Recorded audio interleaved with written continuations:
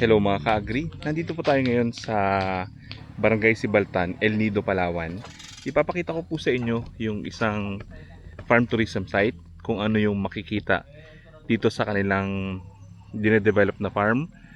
At sana makatulong po ito sa inyo para magkaroon kayo ng idea kung paano mag-develop ng isang farm para maging agri-tourism site. Coming up. Kanakan sa muro may design na pareho palagi. Pero kanakan alternate agud. Itong farm po nila nasa 13 hectares. Yung entrance doon po manggagaling, maliit lang siya, masikip. Pero pagdating po dito sa unahan, yan, diyan na po lumapad papunta ng bundok yung kanilang farm. So, unang makikita nyo po sa kanilang farm yung mga facilities, restaurant, comfort room, tapos yung bahay ko yun nun, nandyan. And then, meron sila dito ang mini garden. Dito po sila nagpapa pick and pay, pick and cook sa mga nakatanim po dito. So ito naharbisan nila kanina kasi meron pong guest. Dito po yung mga talong. So yun, ang daming tinanggal sa dito. Ano? Bee pruning na. Bee pruning yan. Tapos doon no, naglalagay po sila ng plastic mulch para sa mga bell pepper. Lubot ka dyan.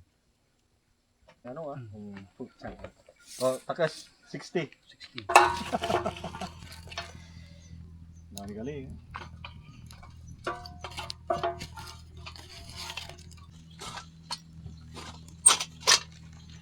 2 minute na minute dyan. Tabid lagi dan. Kabidan.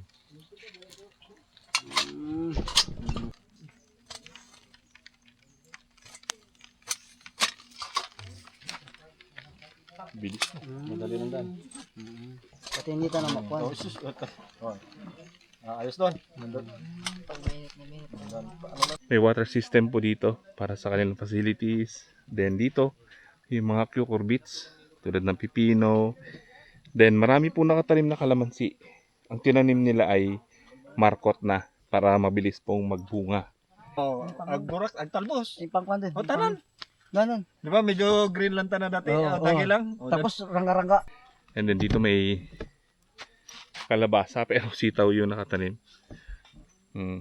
Tapos yan dito, ito yung kanilang accommodation. Kasi ang common target na guest po nila ay mga turista. So ito yung pinaka setup. So inaayos pa ito. So lalagyan pa yan ng mga screen para sa mga insekto. So yan, may mga tinatayo silang ganitong kubo dito sa kanilang resort. tama boy. Maganda po dito sa kanilang mga ka-agri, may water system sila. Talagang nag-invest sila sa patubig. So may mga gripo. Ito oh. Yan, may mga gripo. Kaya madali po yung pagdidilig. Very accessible sa mga section ng kanilang mga gulayan. So dito, Thai chili. Dito may sitaw. May ampalaya.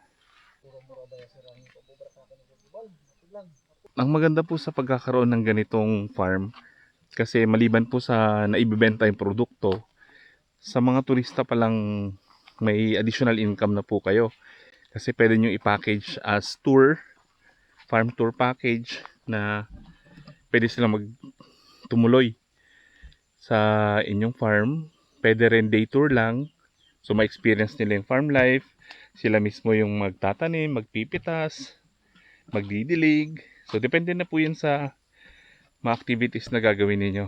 So pwede nyo rin silang pasakayin sa kalabaw para iikot doon sa farm, ma-experience nila kung paano sumakay sa kalabaw. Tapos pwedeng mamitas ng mga gulay, pwedeng ipaluto. So yun, yung mga pwedeng gawing activities dito.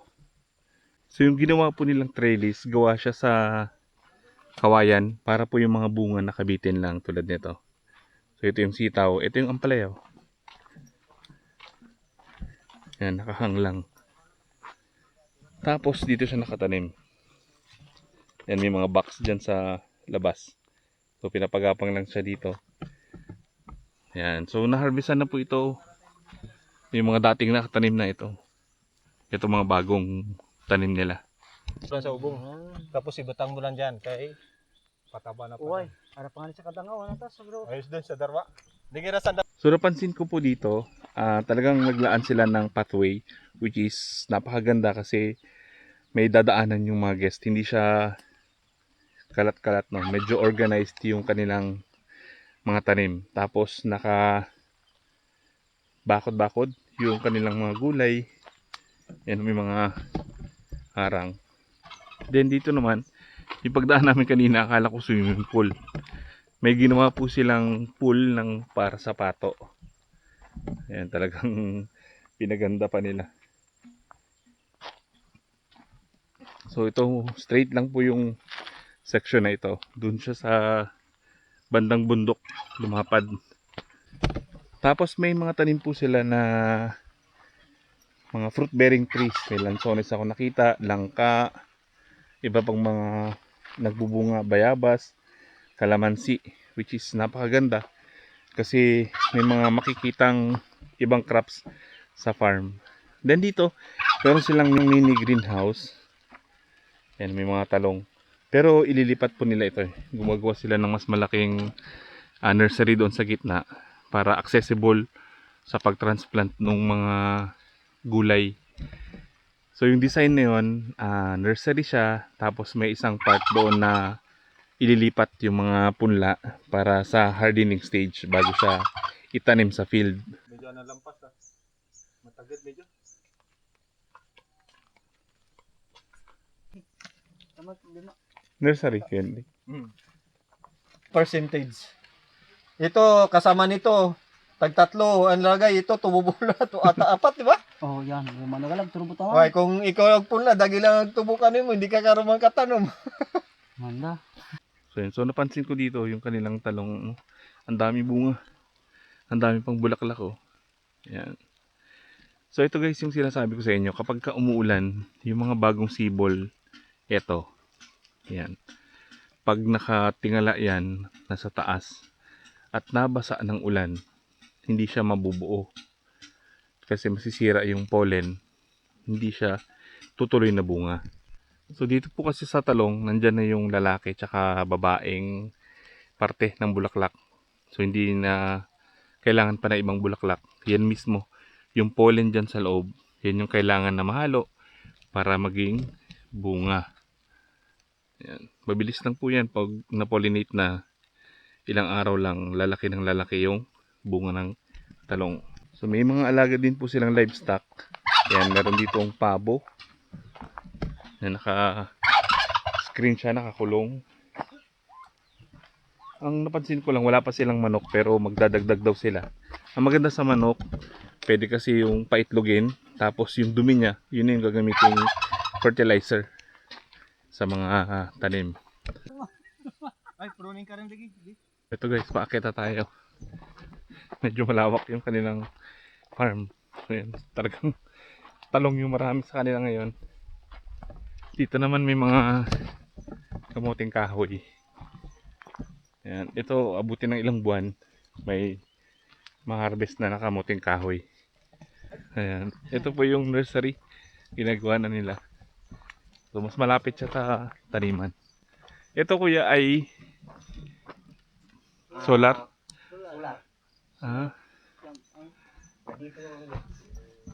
mga battery. Parang powerhouse nila. Ang laki, no? Ito na yung sumusupply na kuryente doon. Doon sa baba. O yun na rin ang ginagamit sa laundry. Yan yung kuryente. Pati sa pump. Oo. Sama. Ang laki. So ito mga talong din, no? Maliliit pa lang pero may mga bunga na. Yung kanilang talong. So ito naman yung kanilang water system. So dito iniimbak. Dito sa farm yung tubig pababa dun sa mga gripo. Mas malapit na yung pagdidilig sa mga tanim. May dam pa raw sila sa taas eh. Bago makarating dito sa tangke. So ito po yung isang taniman din na ampalaya. Yan. Flat naman yung kanyang trellis. Dito na yung banda sa taas. Ganda ng view guys. Oh. Sa taas daw meron pa eh. Pang fruit fly. Awang ang mga Plastic? kwan. Plastic mo dyan. May mabuhol na. May alambre ka ba? Sige lang May dyan, may alambre. So ito naman yung isang section. Napuntahan natin kanina. May mga kalabasa, saging. Tapos doon may nagmamalch.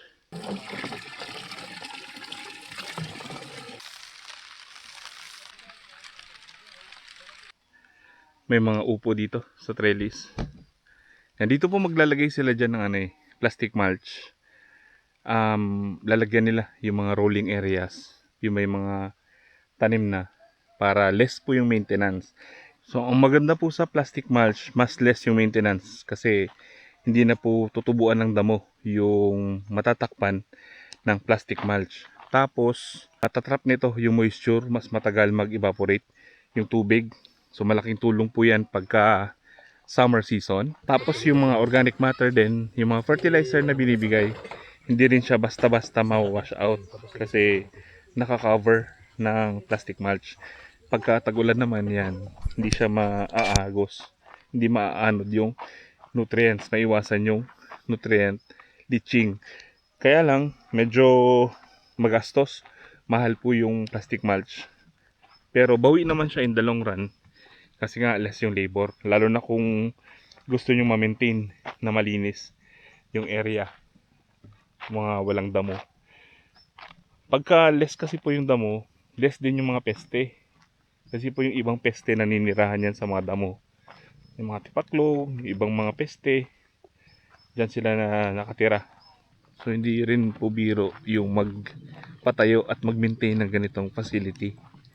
Pero kung sa turista lang, bawing-bawi po ito. Kasi may mga package na 500, 350 per day. Yan, kasama na yung pagkain, yung farm experience. So meron kayong additional source ng income.